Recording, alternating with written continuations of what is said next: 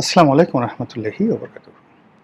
সম্মানিত দর্শক, বাংলাদেশের সাম্প্রতিক সময়ে একটি তুমুল প্রতিযোগিতামূলক রাষ্ট্রপতি নির্বাচন হয়ে গেল। সংসদীয় গণতন্ত্রে যেভাবে একতরফাভাবে আমাদের দেশে রাষ্ট্রপতি নির্বাচিত হতেন, এই প্রথম বিএনপি বলতে পারবে যে তারা প্রতিযোগিতার মাধ্যমে, যদিও ট্র্যাডিশনাল, তাদের বিজয়টা নিশ্চিত ছিল, তারপর সেখানে প্রতিযোগিতা হয়েছে এবং বিএনপিকে জিতিয়ে দেওয়ার জন্য এবং সেই প্রতিযোগিতাকে যাকে বলা হয় আকর্ষণীয় করার জন্য জামাত যে আত্মত্যাগ করেছে, জামাত যে খেলাধুলা করেছে, এটাকে রাজনীতির একটা মহা ভেলকিবাজ হিসেবে আপনি আখ্যায়িত করতে পারেন। আমার মাথায় ঢুকে না যে এখানে জামাত কেন প্রার্থী দিল, আর এখানে কর্নেল উলি সাহেব কেন প্রার্থী হলেন। তারা যে কথা বলতে চান সেটা হলো যে যেহেতু গণতান্ত্রিক পরিবেশ, সেখানে কোনো কিছুই বিনা প্রতিদ্বন্দ্বিতায় ছেড়ে দেওয়া ঠিক নয়। ভালো কথা, কিন্তু যেখানে পরাজয় নিশ্চিত, সেখানে কর্নেল অলির মতো একজন এমিনেন্ট পলিটিশিয়ান, এমিনেন্ট যাকে বলা হয় ফ্রিডম ফাইটার, তিনি অলনে ছাড়েন মুক্তিযুদ্ধ বিরোধী একটা শক্তি জামাত, তাদের দলের প্রার্থী হলেন, প্রেসিডেন্ট প্রার্থী হলেন। এতে করে এই ভদ্রলোকের যে সারা জীবনের যে অর্জন, এই ভদ্রলোকের যে প্রাপ্তি এবং এই ভদ্রলোকের যে সোশ্যাল ইনফ্লুয়েন্স, মুহূর্তের মধ্যে এটা জিরো হয়ে গেল।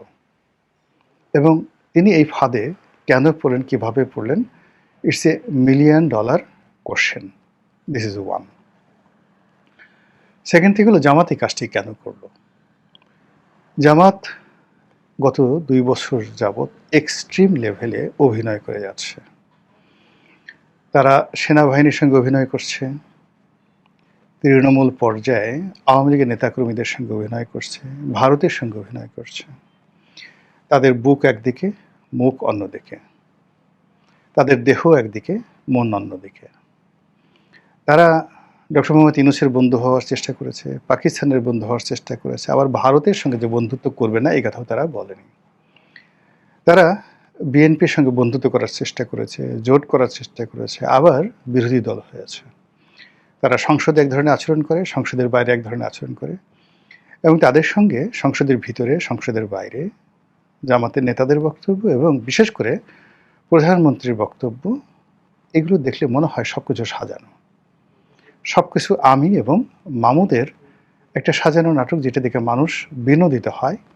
নির্বোধ যারা লোকজন আছে তারা আহা ওহা শব্দ করে যে আহা, আমাদের দেশে এত শক্তিশালী একটি সরকারি দল যে বিরোধী দলকে একটু চুল ছাড় দেয় না, তাদেরকে গুপ্ত বলে, তাদেরকে নানা রকম সমালোচনা করে। কিন্তু মানুষ যা বোঝার সেটা কিন্তু টু দি পয়েন্টে মানুষ বুঝে যাচ্ছে। এর ফলে কি হলো, ডে বাই ডে দুটো দলে কিন্তু ক্ষতিগ্রস্ত হচ্ছে এবং দুটো দলের যে সকল নেতৃবৃন্দ এই কথাগুলো বলছেন, সেটা প্রধানমন্ত্রী তারেক রহমান সাহেব হন, কিংবা জামাত সভাপতি ডক্টর শফিকুর রহমান হন, কিংবা প্রধানমন্ত্রী নিয়োগকৃত ডক্টর জাহেদ অথবা রাশেদ, তারা যেই হন না কেন, যে কথাগুলো তারা বলেন, এই কথার কারণে তাদের যে সামাজিক মান মর্যাদা ইজ্জত আবরু ডে বাই ডে কোন পর্যায়ে এখন নেমে গেছে, একটু আল্লাহর হস্তে একটু বিবেচনা করে দেখেন। একইভাবে এই যে দেখেন, একটা রাষ্ট্রপতি নির্বাচন হলো, দেশের যেহেতু 99% মানুষ সাধারণ চিন্তা করে, এলোমেলো চিন্তা করে, যে ঠিক আছে যেটা দেখে ওটাকে মনে করে সত্য, কিন্তু এর পেছনে 1% লোক আছে যারা একটু বিকল্প চিন্তা করে। তো যখন ঘটনা ঘটে 99% লোক চিন্তা করছে হ্যাঁ ঠিকই তো, কর্নেল অলি জনতার প্রেসিডেন্ট, নির্বাচনে প্রতিদ্বন্দ্বিতা হওয়া দরকার, আমরা কেন বিনা যুদ্ধে নাহি ছাড়িব, মানে সুচাগ্র মেদিনী, মেদিনী নামক রাষ্ট্রের একটা জনপদের একটা সুয়ের মাথায় যে পরিমাণ জায়গা দরকার, অতটুকু জায়গাও আমি যুদ্ধ ছাড়া ছাড়ব না।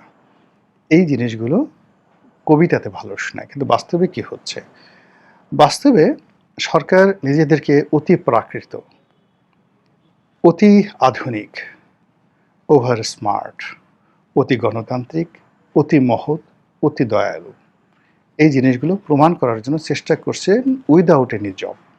শুধুমাত্র অঙ্গভঙ্গি, শুধুমাত্র কথা এবং কিছু যাকে বলা হয় ন্যারেটিভ, বক্তব্য তৈরি করে এই মহত্ব তারা দেখানোর চেষ্টা করছে। সেটা গোলাপি বাস থেকে শুরু করে ১০০ টাকার খাবার, ১০০ টাকার খাবার থেকে খাল কাটা, খাল কাটা থেকে শুরু করে রাস্তার মধ্যে গাড়ি থামিয়ে প্রধানমন্ত্রী ময়লা আবর্জনা নিজ চোখ দ্বারা তিনি দর্শন করছেন। আবার এই জন্য মানে প্রশাসক পদে নিযুক্ত যারা লোকজন রয়েছেন তাদেরকে তিনি ধমকাচ্ছেন। এই বিষয়গুলো বেসিক্যালি আমাদের কোনো মৌলিক পরিবর্তন আসছে না।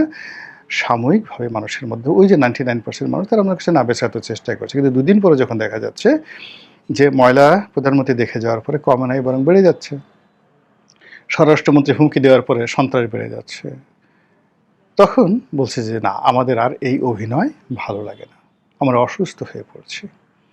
জামাতের মতো একটা দল যেটা গত সেই 1971 সনে যে কাজগুলো করছে আমরা অলমোস্ট বেশিরভাগ ভুলে গিয়েছিলাম, বরং কেন আমরা 71 নিয়ে বসে আছি, আওয়ামী লীগ কেন বারবার এই কথাগুলো বলে, এই জিনিসগুলো আমাদের অভিযোগের অন্ত ছিল না। কিন্তু গত 2 বছরে জামাত যে কর্মকাণ্ডগুলো করেছে সেই কর্মকাণ্ডের ফলে আবার সেই 1971 সন ফিরে এসেছে। আবার সেই ফ্যানাটিক যে শব্দটি, উগ্রবাদ যে শব্দটি, ধর্মীয় উগ্রবাদ যে শব্দটি, মৌলবাদ যে শব্দটি, সাম্প্রদায়িকতার যে বিষ বাষ্প, এই জিনিসগুলোর সঙ্গে জামাতের সংযোগ ঘটানোর চেষ্টা করছে ইসলামপন্থী অন্যান্য দলগুলো। এই গত 2 বছরে জামাতের সুযোগ ছিল তাদের সঙ্গে বন্ধুত্ব করার, এবং বন্ধুত্ব হয়ে গিয়েছিল। সেই বন্ধুত্ব অলানা ছাড়েন আবার বন্ধ হয়ে গেল। সেই বন্ধুত্ব এখন শত্রুতায় পরিণত হয়েছে, এবং সেই শত্রুতা ক্রমশ বাড়ছে।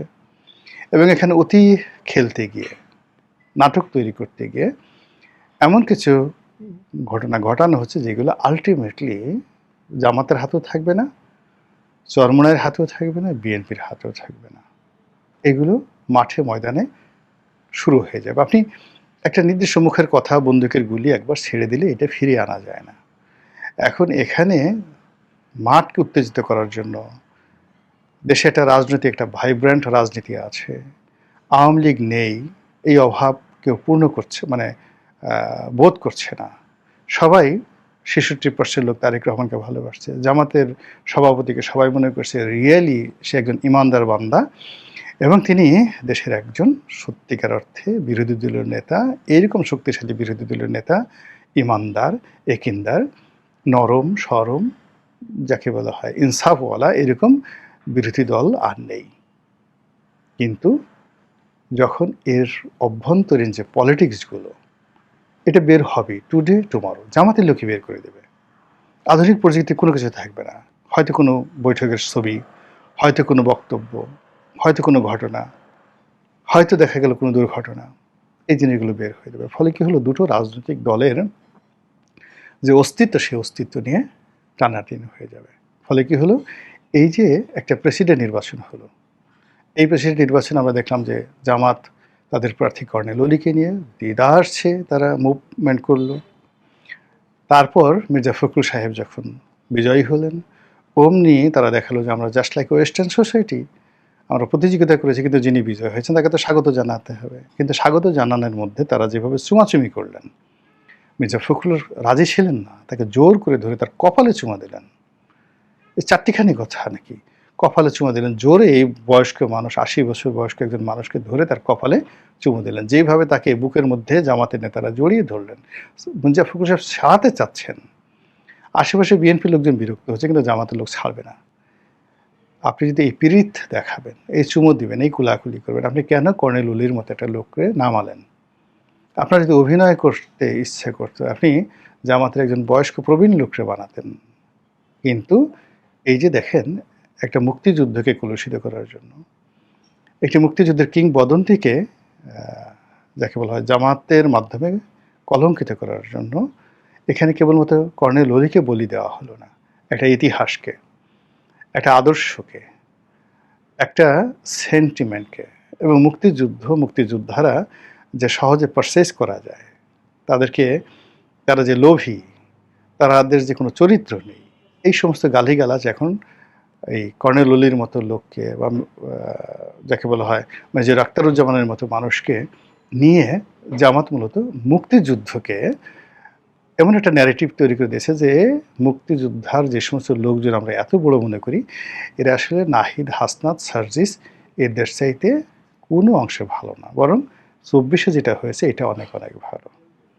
জানি না কর্নেল ওলিভ কী অবস্থায় আছেন, তিনি কী ভাবছেন, কী করছেন।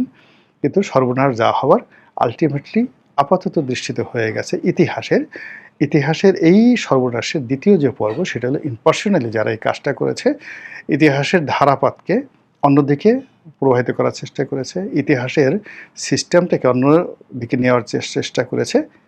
দ্বিতীয় টার্মে এসে তারা যখন ক্ষতিগ্রস্ত হবে তখন আর উফ শব্দ করার মতো কোনো লোক থাকবে না।